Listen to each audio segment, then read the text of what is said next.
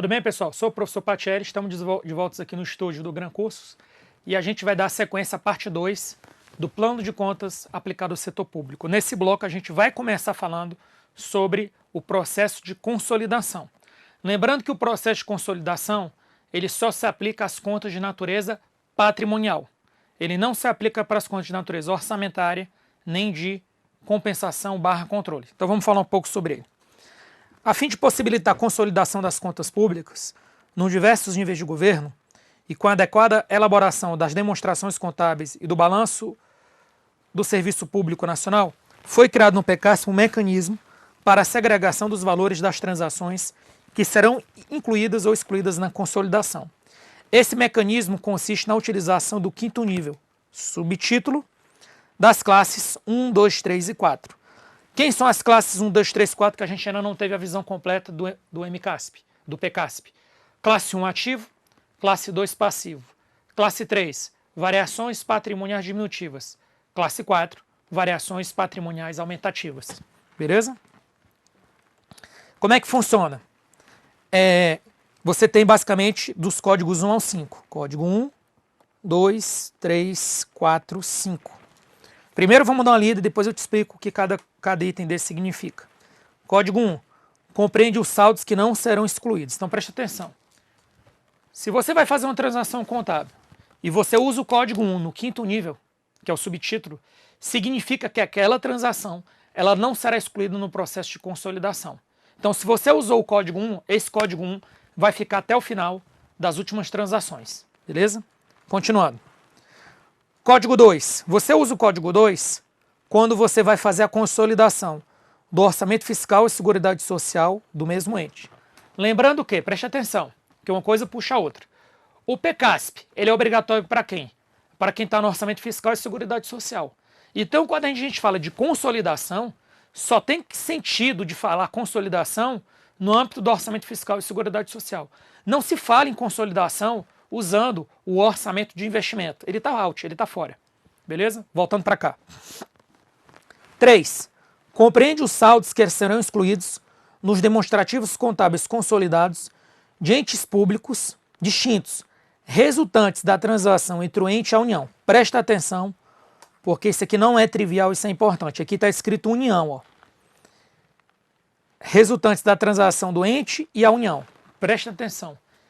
Quem usa o código 3? Primeiro, o código 3 só pode ser usado no âmbito do orçamento fiscal e seguridade social. E quando envolve a União e outro ente, que pode ser Estado ou município. Presta atenção nisso. Para usar o código 3, eu tenho que ter a União do lado, numa das partes da transação, e do outro lado, eu tenho que ter um Estado ou município. A pergunta que não quer calar é, quem usa o código 3 é a União ou o Estado e município que está do outro lado da transação? Preste atenção na minha resposta. Quem usa o código 3 é o Estado ou município que faz transação com a União. Então, quando eu falo código 3 União, o código 3 quem vai usar não é a União, é quem faz a transação com a União. Então, preste atenção. Eu tenho aqui o código 3. Ó. Então, quem vai usar o código 3 é com quem a União faz a transação. Código 4. Aqui está Estado. Quem usa o código 4? Preste atenção. O código 4, quem usa não é o Estado. O código 4 é usado para quem faz transação com o Estado, que pode ser o Estado, pode ser a União ou município. Quem usa o código 5, município? O código 5, município, é quem faz transação com o município, mas nunca o próprio município em si. Então vamos lá?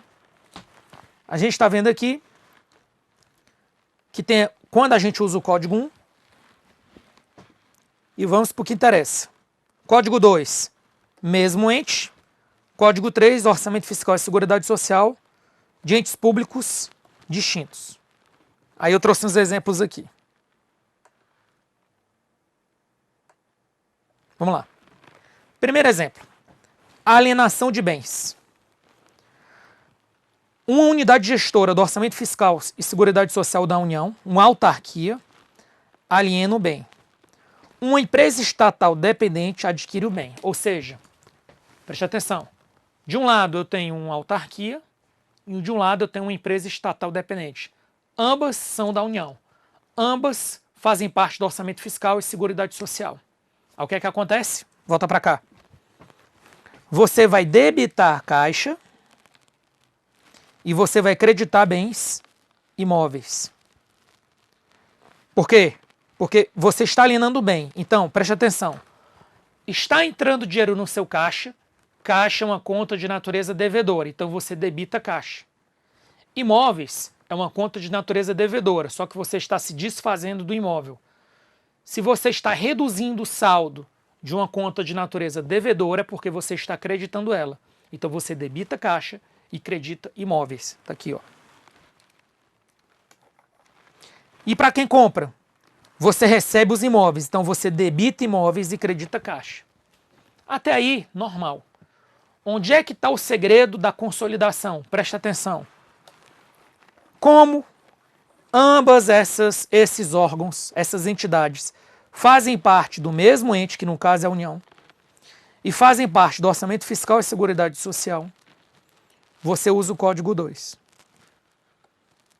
Então, o Código 2 serve para mostrar que aquela transação ocorreu no âmbito do mesmo ente, entre órgãos e entidades que pertencem ao mesmo tempo ao Orçamento Fiscal e Seguridade Social. Eu poderia trocar União por Estado, o lançamento seria o mesmo. Eu poderia trocar União e Estado por município, que o lançamento seria o mesmo. O importante é que deve ocorrer entre um órgão e entidade, um órgão que seja da União e um outro órgão que seja da União. Ou um órgão que seja de um Estado e um outro órgão que seja de um Estado. Ou um órgão que seja de um município e um órgão que seja do mesmo município. Tá bom? Avançando, agora mudou. Agora a União está alienando o bem. E uma unidade gestora do Estado está comprando o bem. O lançamento eu não vou repetir, mas só mais uma vez, só para fixar. Quem aliena o imóvel, o que é que acontece com ele? Entra dinheiro no caixa e perde o imóvel. Tanto o caixa quanto o imóvel são contas devedoras. Como é que é o lançamento? Se eu quero aumentar uma conta que tem saldo devedor, que é o caixa, eu debito. Então você debita a caixa. Se eu estou querendo diminuir uma conta que tem saldo devedor, eu credito. Então você debita caixa e credita imóveis. Quem está adquirindo o imóvel? Entra imóvel, sai dinheiro. Tanto caixa quanto imóvel são contas de natureza devedora. Só que você quer aumentar o valor da conta imóvel, então você debita imóveis. Está saindo dinheiro do caixa. Caixa tem natureza devedora. Então você tira dinheiro do caixa, então você credita caixa. Então no segundo caso você debita imóveis e credita caixa. O ponto crucial não é esse, é saber que tem a União e tem o Estado. Então preste atenção. Então isso aqui repetiu, isso aqui repetiu. Onde é que está a diferença? Você vê que na União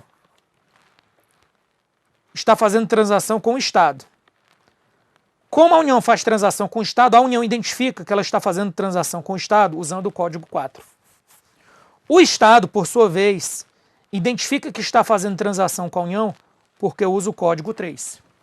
Então, o Código 3, apesar de ter escrito União, não é a União que vai usar. É quem faz a transação com a União. Nesse caso concreto, nessa simulação, o Estado. Quem usa o Código 4 não é o próprio Estado. É o órgão público, ente público, que faz transação com o Estado. Nesse caso, a União. Então, a União usou o Código 4 para mostrar que ela fez a transação com o Estado. O Estado usou o Código 3 para mostrar que ele fez transação com a União. Próximo. O Estado agora aliena o mesmo bem, a mesma ideia, né? Bem imóvel, para o município. Como o Estado faz transação com o município, ele usa o Código 5. Como o município faz transação com o Estado, ele usa o Código 4. E para fechar, o município faz transação com o Estado. Como o município faz transação com o Estado, ele usa o Código 4. Como o Estado faz transação com o município, ele usa o Código 5. E aí, se for uma transação de uma empresa ou com uma empresa estatal independente, presta atenção, você já usa o Código 1. Por quê? Porque o Código 1 serve para dizer o seguinte, olha, essa transação ela não vai ser afetada no processo de consolidação, ela permanece inalterada. Então, quando é que você usa o Código 2? Quando você vai fazer transações dentro da mesma esfera, ou seja, federal, estadual, municipal, e entre órgãos e entidades do Orçamento Fiscal e Seguridade Social. Quando é que você vai usar o código 345? Quando você vai fazer transações intergovernamentais entre União e Estado, União e municípios ou Estado e município. Beleza? Avançando. Atributos da conta. Agora vamos mudar o assunto. Acabou a consolidação. Vamos avançar. Atributos da conta contábil é o conjunto de características próprias que a individualizam, distinguindo de outra conta pertencente ao plano de contas. Os atributos podem ser definidos por conceitos técnicos, força legal ou características operacionais do sistema. Atributos conceituais da conta contábil. Você tem um código. Então, por exemplo, 1.000000000. Esse aqui é o código do ativo. Título é o ativo. Função é o conceito de ativo. A gente já viu o conceito de ativo? Já. Recurso controlado, recurso presente, recurso controlado pela entidade no presente, decorrente de eventos passados. Essa é a função. E natureza do saldo? D ou C. Devedor, credor ou eventualmente misto, se ele permitir variação. Tem contas que não permitem variação, ou são de natureza devedora, ou são de natureza credora. Tá bom? E aí, atributo legal. Preste atenção nisso aqui, que isso aqui é importantíssimo. Importantíssimo. O que eu vou falar agora, pessoal, só vale para a classe 1 e 2, que é ativo e passivo. Então, na classe 1 e 2, você vai trabalhar com atributos P e F. Então, o que é que acontece? A gente viu na primeira aula, na segunda aula, a gente viu que o ativo ele pode ser subdividido em circulante e não circulante, e o passivo em circulante e não circulante. A gente viu também que o ativo pode ser dividido em financeiro e permanente e o passivo em financeiro e permanente. Ocorre que você deve, ao mesmo tempo, conciliar essas duas classificações. A palavra-chave, a palavra mágica, que é coexistência. Vou repetir, coexistência. Você vai usar para fins de contas, para fins de códigos, ativo circulante e ativo não circulante, passivo circulante e passivo não circulante, só que dentro dessas contas, você também vai criar o atributo F. Quem tiver atributo F, faz parte do ativo financeiro ou do passivo financeiro. Quem tem um atributo P, faz parte do ativo permanente ou do passivo permanente. Aí dá tudo certo, todo mundo coexiste numa boa. Ok? Vamos avançar aqui, mas na frente eu volto nisso aí. E ainda tem um indicador da dívida consolidada. Aqui, basicamente, vão ser contas que a gente vai trabalhar no passivo. Tá bom? Agora, pessoal, chegou a hora da verdade. A gente vai falar agora sobre a composição oficial do plano de contas. Nesse momento eu vou reforçar duas coisas. A questão da consolidação e a questão do atributo FP. Eu vou aproveitar aqui para reforçar isso. Vamos lá, vamos avançar? Então o que é que acontece? Você está vendo aqui que a gente tem 8 classes. Classe 1, ativo. Classe 2, passivo. Classe 3, VPD, variação patrimonial diminutiva. Classe 4, VPA, variação patrimonial aumentativa. Classe 5, eu uso uma sigla, CAPO. O que significa CAPO? Controles da aprovação do planejamento e orçamento. Eu tenho uma classe 6, CEPO, controle da execução do planejamento e orçamento. Eu tenho 7, que é controle de devedores, e eu tenho 8, que é controle de credores. O importante aqui é que você sabe inicialmente o seguinte: você tem 8 classes. Antes da gente revisar, quero só passar mais uma informação que é para encaixar com coisas que a gente já viu também em aulas anteriores. Preste atenção agora no que eu vou falar. Volta para cá. As classes 1, 2, 3 e 4 são de natureza patrimonial, NP.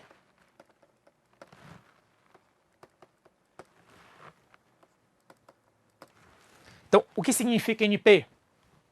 Natureza patrimonial. Avançando. As classes 5 e 6 são de natureza orçamentária, NO. E as classes 7 e 8 são de natureza de controle, NC. Então você tem 8 classes, 3 naturezas. Classes 1, 2, 3 e 4, natureza patrimonial. Classe 5 e 6, natureza orçamentária. classe 7, 8, natureza de controle. Fechou? Voltando. Próximo passo. Vamos falar agora de consolidação das contas. Quando a gente fala de consolidação das contas, a gente está falando sobre contas de natureza patrimonial. Ou seja, a gente só vai trabalhar com consolidação das contas, que é o quinto nível, que é o tal do subtítulo, que a gente acabou de estudar. Código 1, não entra na consolidação. Código 2, entra na consolidação do mesmo ente, orçamento fiscal e seguridade social. Código 3, 4 e 5, entre União, Estados e Municípios, orçamento fiscal e seguridade social. Isso que a gente aprendeu agora há pouco só se aplica para as contas de natureza patrimonial, ou seja, o processo de consolidação só afeta isso aqui. Consolidação.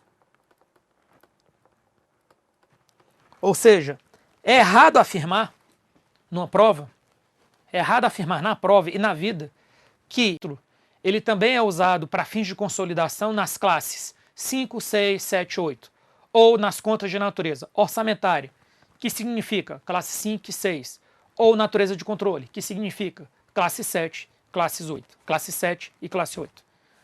Mais um detalhe que a gente acabou de ver. Você está vendo que aqui no ativo circulante e não circulante, passivo circulante e não circulante, você vai ter que separar as contas em F e P. F e P. F e P. F e P. O que significa esse F e esse P? O F, no lado do ativo, significa ativo financeiro. O P, no lado do ativo, significa ativo permanente. O F, do lado do passivo, significa passivo financeiro. O P, do lado do passivo, significa passivo permanente.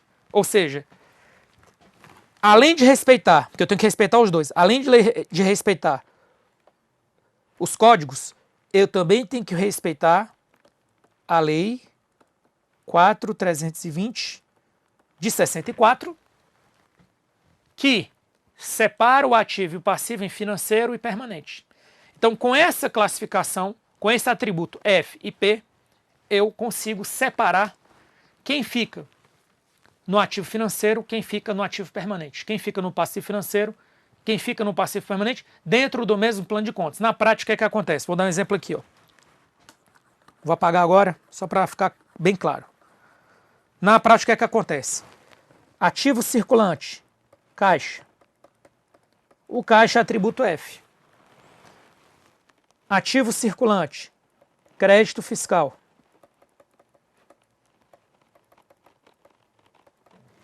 No crédito fiscal, você já recebeu dinheiro? Não. Existe a expectativa de receber o dinheiro. Atributo P. Dívida ativa, atributo P. Estoques, atributo P.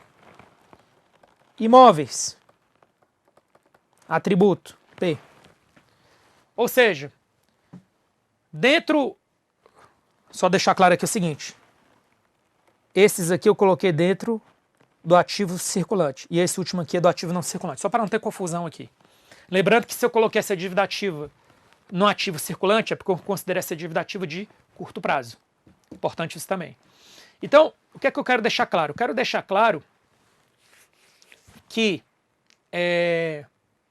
essa situação de você ter a necessidade de separar circulante e não circulante não afeta e não pode pedir que você também tenha a possibilidade de separar o ativo em financeiro e permanente. E a mesma regra vale para o passivo. No passivo, a metodologia é um pouquinho diferente. Porque aqui é o seguinte, no passivo você vai duplicar as contas. Na prática funciona assim. Então você tem um passivo circulante. Você tem empréstimos a pagar com o atributo F e empréstimos a pagar com o atributo P. Ora, por que as contas têm, preste atenção, por que as contas têm a mesma nomenclatura e só mudam o final de F para o P, porque ocorre um segredo. Quando você pega o empréstimo, você já não pega o empréstimo e já empenha no dia seguinte. Você pega o empréstimo e aguarda o momento de pagar a primeira parcela do principal.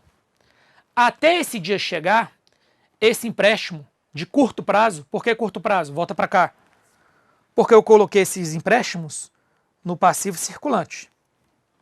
Então, se eu coloquei empréstimos a pagar no passivo circulante, duas contas, é porque ambas as contas fazem parte do curto prazo. A diferença é a seguinte, que o empréstimos a pagar de curto prazo, enquanto você ainda não empenhou, preste atenção nisso, ele está com o atributo P, passivo permanente. Porque ele está dependendo de autorização orçamentária / legislativa. A partir do momento que aquele empréstimos a pagar você colocou na LOA, foi autorizado e você empenha, preste atenção, você empenha. No dia que você empenhou, preste atenção para você já aprendeu certo.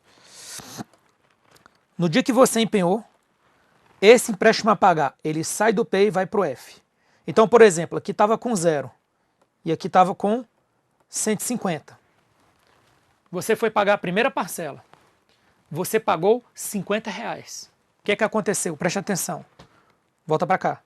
Você deixa aqui 100 e aumenta 50 aqui. Então, o que você acabou de fazer? Você tirou um empréstimo que estava com atributo P no valor cheio de 150 e substituiu uma parte por 50 empréstimos a pagar com atributo F. Porque agora, esse empréstimos a pagar com atributo F faz parte do passivo financeiro. E aí, qual é a grande jogada aqui? É você saber o que é que desencadeia isso. Nesse caso, um empenho. Então, um empenho, ele faz uma obrigação que está com atributo P, sair do P e virar uma obrigação com atributo F. Beleza, pessoal? Então, com isso, se eu perguntar assim, qual o valor do meu passivo financeiro? R$50. Qual o valor do meu passivo permanente? R$100. Qual o valor, preste atenção agora, qual o valor do meu passivo circulante? Continua sendo 150. Você ainda não pagou nada. Você apenas tirou algo que estava no permanente e jogou no financeiro. Mas os dois continuam ainda dentro da onde? Do passivo circulante, porque são obrigações de curto prazo. Então, com isso, a gente fez aqui uma revisão de 3 coisas. Preste atenção. A gente pegou o plano de contas e associamos ele.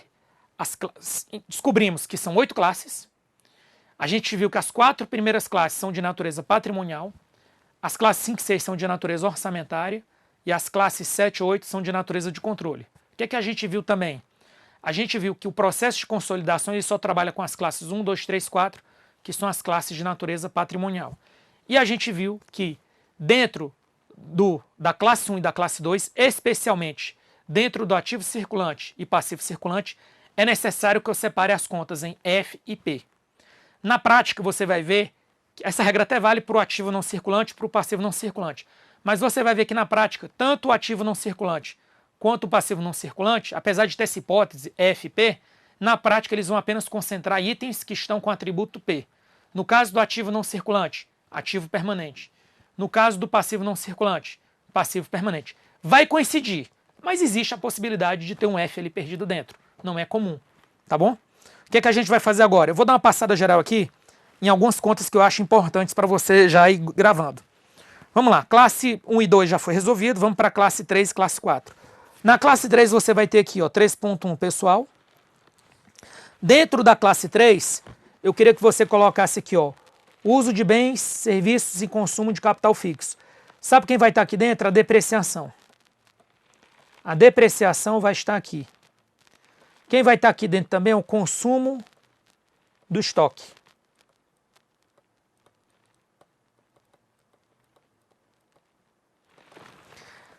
Variações patrimônios diminutivas financeiras, beleza? Transferências concedidas. Presta atenção no que eu vou falar agora. Desvalorização e perda de ativos. Quem vai estar aqui agora vai ser o impairment.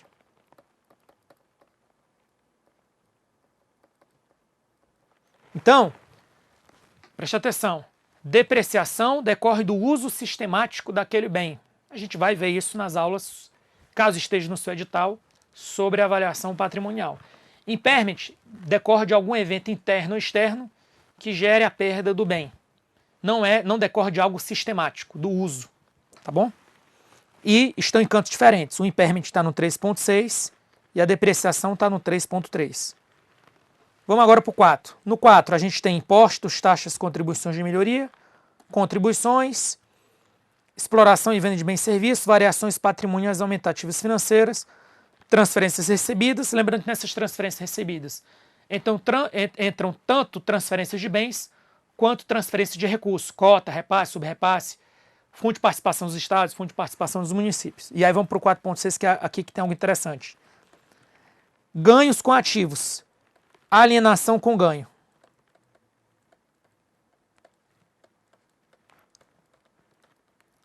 Aí alguém vai me perguntar, professor, e a reavaliação?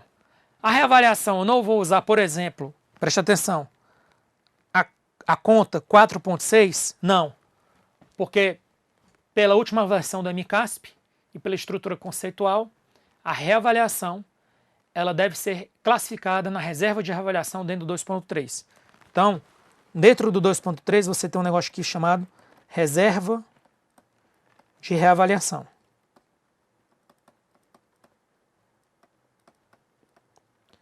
Então, se você tem uma reavaliação positiva ou negativa, ela vai fazer contrapartida com a reserva de reavaliação no 2.3. Então, na prática, você vai usar o 3.6 para o impairment e o 4.6 para alienação com ganho de capital. Tá bom? A reavaliação, só para esgotar esse assunto, só tem um caso que ela vai trabalhar com o 3.6, ó, aqui, ó. Só tem um caso que a reavaliação negativa vai vir para cá. Que é quando você faz uma reavaliação negativa, a sua reserva é 0, ou ela é, por exemplo, 10 mil, e a sua reavaliação foi 20 mil negativo. Ora, se a sua reavaliação é 0, e a sua reserva de reavaliação é 0, e você teve uma reavaliação negativa, você vai ter que fazer a contrapartida em algum ponto, nesse caso, sobrou para o grupo 3.6. Se a sua reavaliação for 10 mil, sua reserva de reavaliação for 10 mil, você faz uma reavaliação negativa e ela é 20, você zera a reserva de reavaliação, 10 vai para 0, só que ainda falta você reavaliar negativamente menos 10 mil. Esses 10 mil negativos você joga na conta 3.6. Por outro lado, qualquer reavaliação positiva nunca vai para o 4.6. Qualquer reavaliação positiva vai direto para a reserva de reavaliação. Questões. Além dos 7 níveis de desdobramento existentes no plano de contas da administração pública, pode-se utilizar um nível adicional de informação relacionada à conta corrente, verdadeiro. A utilização do plano de contas é obrigatória em toda a esfera federal, inclusive nas empresas estatais não dependentes, falso. As independentes estão fora. O plano de contas está estruturado em subsistemas, em número de 5. Não são 5, são 4 subsistemas. Quais são os 4 subsistemas? Patrimonial, orçamentário, compensação e custos. Ou 3 naturezas: patrimonial, orçamentário e controle. No que se refere à estrutura e regras de integridade do PCASP, composto por 8 classes, assinale a opção correta. São utilizados os atributos F e P para indicação ativa ou passiva deve ser registrado em conta de curto prazo ou longo prazo. Falso. Quem vai dizer, preste atenção, quem vai dizer se é curto prazo ou longo prazo é circulante e não circulante. Simples assim. É possível que lançamentos efetuados em contas de natureza de formação patrimonial tenham como contrapartida contas de natureza de formação orçamentária. Jamais. Jamais. Preste atenção. Se você debita numa conta de natureza patrimonial, classes 1, 2, 3 ou 4, a contrapartida tem que ser numa conta de 1, 2, 3 ou 4. Se você debita na classe 5, ou você acredita na classe 5 ou você acredita na classe 6, porque é natureza orçamentária. E se você debita na classe 7, ou você acredita na classe 7 ou você acredita na classe 8, porque é de natureza de controle. Então, os lançamentos, eles são diversos, mas eles são agrupados, compartimentalizados dentro de cada natureza. Classes 1, 2, 3, 4, natureza patrimonial. Classe 5 e 6, natureza orçamentária. Classe 7 e 8, natureza de controle. Fechou? A estrutura do PCASP foi elaborada de forma a identificar as contas, segregando os valores gerados a partir de transações que serão incluídas ou não na consolidação contábil. Ó. Segregando os valores a partir de transações. Então, isso aqui, a meu ver, está certo. Mas vamos olhar as outras. Caso seja necessário, os entes da federação podem detalhar a relação das contas em qualquer nível. Não. Eles só podem detalhar, preste atenção, eles só podem detalhar onde a União não detalhou. Beleza? Na estrutura definida para o PCASP, uma transação governamental não pode guardar relação com mais de uma natureza de informação. Falso. Exemplo que a gente já viu em aulas anteriores. Preste atenção. Qualquer arrecadação de receita orçamentária e qualquer pagamento de despesa orçamentária, tanto um quanto o outro, necessariamente trabalham com conta de natureza patrimonial, orçamentária e de controle. Beleza, pessoal? Então a gente vai dar uma pausa agora. No próximo bloco a gente volta e a gente vai entrar nos conceitos das classes. E depois a gente vai falar sobre os grupos e depois a gente fala sobre as regras de integridade. Quando a gente falar dos grupos, a gente vai fazer alguns lançamentos aí, basicamente 2. Previsão da receita, fixação da despesa, apenas no âmbito da natureza orçamentária. Não perca, até daqui a pouco.